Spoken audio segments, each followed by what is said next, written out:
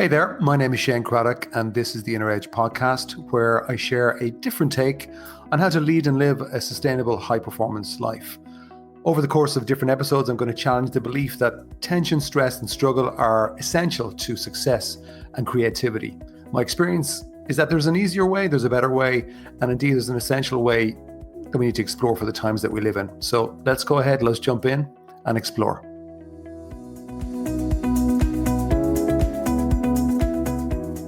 Welcome to today's episode with me, Shane Craddock. I hope wherever you are in the world, you're well.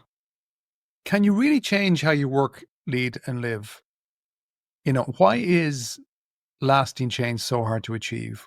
I mean, if you're somebody who's into personal and professional development, which I'm guessing you are if you're listening to me rattle on every week, I'm sure you've experienced the following: going to do some training or having a trainer come into your business, maybe read an inspiring book, listen to something inspiring on YouTube or a TED Talk and think, yeah, okay, that's what I'm going to do. I'm going to change. I'm going to develop these habits, these behaviors.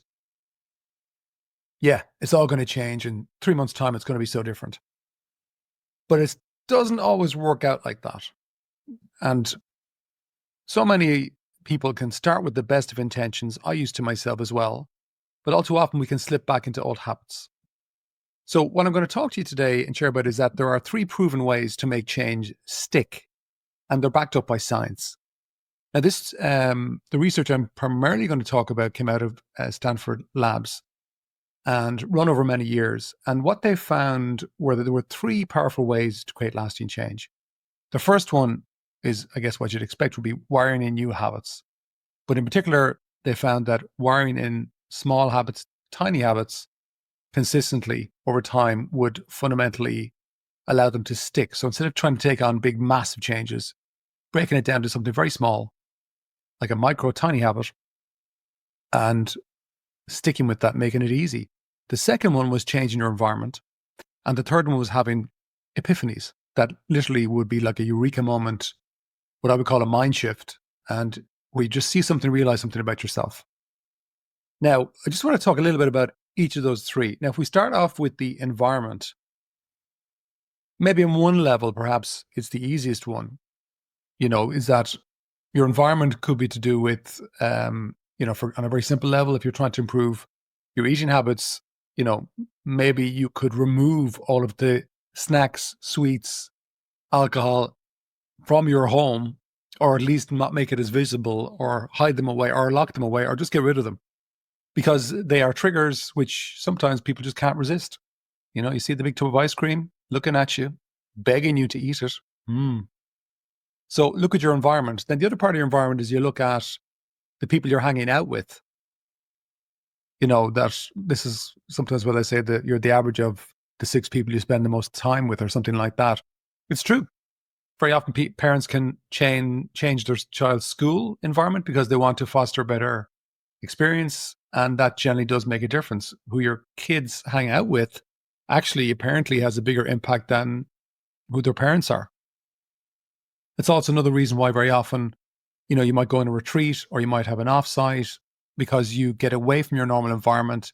You're surrounded by new people who are open-minded.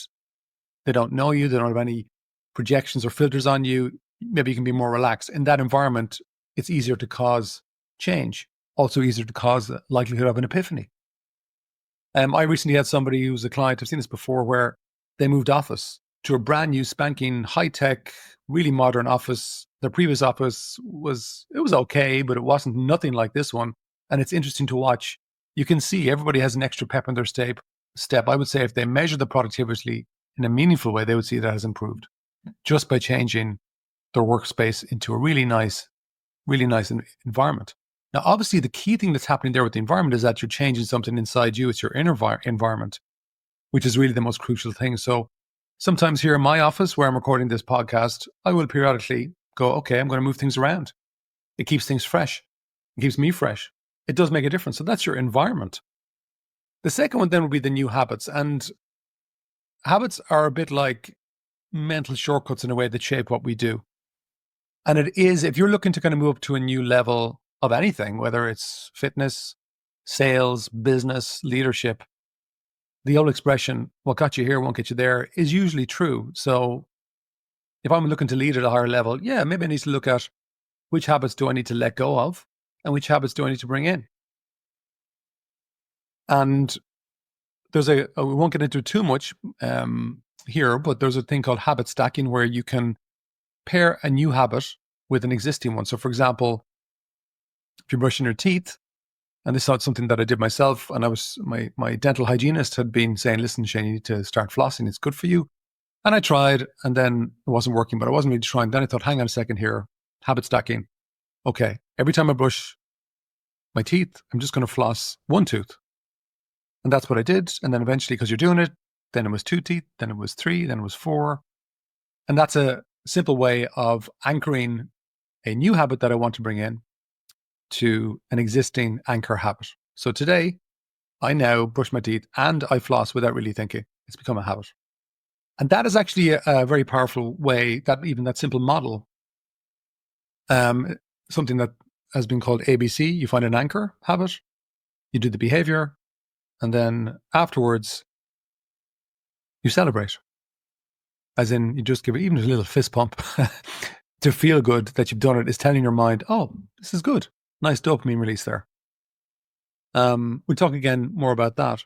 But the thing is, whatever habit you're looking to build, start small, start tiny, and just focus on one habit at a time and anchor it into an existing habit. Maybe just do that every day. You build momentum through repetition, and very quickly you can actually stack habits on top of each other.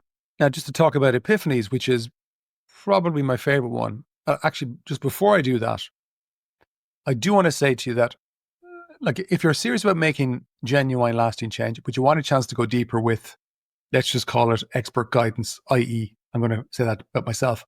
There's something really exciting coming up in my world. In a couple of weeks' time, on the 18th of February, 2025, I'm going to be joining Gary Fox, the host of the award-winning podcast, The Entrepreneur Experiment in Ireland. He's going international at the moment.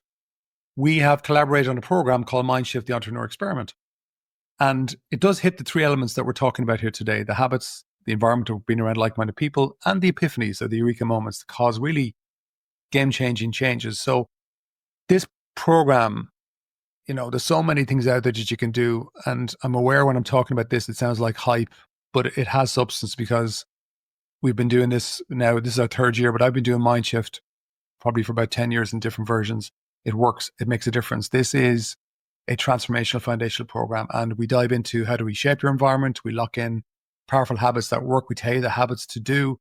And then also we create an inner environment with like-minded people working with me, where we spark new insights for you to move forward in a meaningful way that very often shocks people.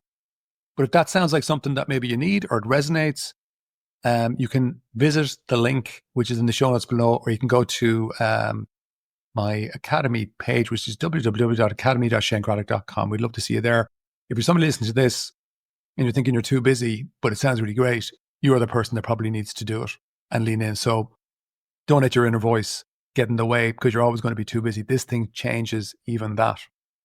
Now, if I go back to the epiphanies, and this is my favorite because, and also what I loved when I was looking at the research around this quite recently from Stanford Labs, they were saying, well, look, you can change your environment. We know how to do that. We can help people with habits, but we don't really understand how to create epiphanies. Now, I'm going to sound maybe a little bit arrogant and deluded here, but I do.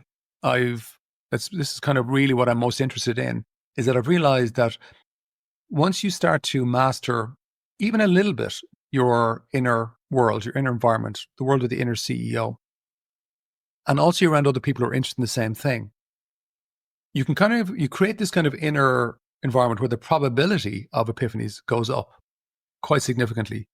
Now, they don't always have to be major life-changing transformational epiphanies, although that can happen. But even a small little baby epiphany can be quite significant and create huge opportunities for you. In my case, for example, fair enough, when I was, one of my major epiphanies was back in my 20s, coming out of depression, and I was speaking to a counselor, and I just had an epiphany from a conversation. They didn't intend it. It just happened, where I realized in the moment that I didn't need to believe my thinking. Now, at the time, my thinking was quite toxic, And whatever my mind said in my thoughts, I believed. And I just had this epiphany, this eureka moment where I went, oh, hold on. I don't need to listen to that. I don't need to believe that. I can just drop that. Now, that mightn't mean anything to you listening to this, but at the time for me, I didn't know that. And it was a game changer. Now, I've since gone on to have different types of epiphanies. It's something that I look to create when I'm speaking with clients, working with clients in groups and one-to-one. As I'm speaking here, I'm thinking of one great client who had a really powerful epiphany, but it'll sound very simple. It was after our very first meeting where they realized that they had a thought right at the back of their mind that they weren't fully aware of, which was essentially a version of, maybe I'm not good enough. And they hadn't realized it was there, but when they saw it, just from our conversation, it became very clear to them. By seeing it, they were able to drop it. It was almost as if they were holding on to something that was weighing them down. And when they realized that their hand was clenched, weighing them down, holding this thing, they went, oh, open the hand, let that thing go. And since then, they've gone on to just achieve incredible things. It's fantastic for me to watch them in action because just that weight has gone. And that's the power of an epiphany, of a mind shift. That's what I call a mind shift, moving from one level of awareness or clarity about yourself to another. And while you can't always plan for an epiphany, you can create an inner space where the probability, as I said, goes up. That could be also through reflection yourself. It could be through self-discovery in retreats, or I know some people like to journal. It's not really something I do myself, but that doesn't mean it's not worthwhile. For many people, it does work. But it's whatever way it works, because as humans, my realization was that we're wired for epiphanies. What gets in the way of it is a lack of understanding of how we work from the inside out, and also just having a really busy, overthinking mind, which, as you'd guess, is on the increase in today's world, unfortunately. So what about you?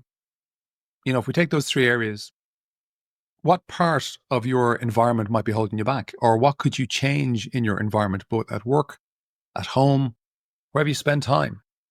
It's one of the reasons actually I like to kind of go to different cafes to write. I find I move into a different creative space. Very simple. But for you, what resonates for you? What could you experiment with? When it comes to your habits, which one habit, if you improved it consistently over the next 30 days, would have the greatest impact on your life? Think about it. Break it down into a tiny action and anchor it to a recurring habit. And give it a go. Again, it's something we do in MindShift, and it works. And then maybe with the epiphanies, instead of putting yourself under pressure trying to, well, how do I get an epiphany? Let's have it. It doesn't work. That actually shuts it down.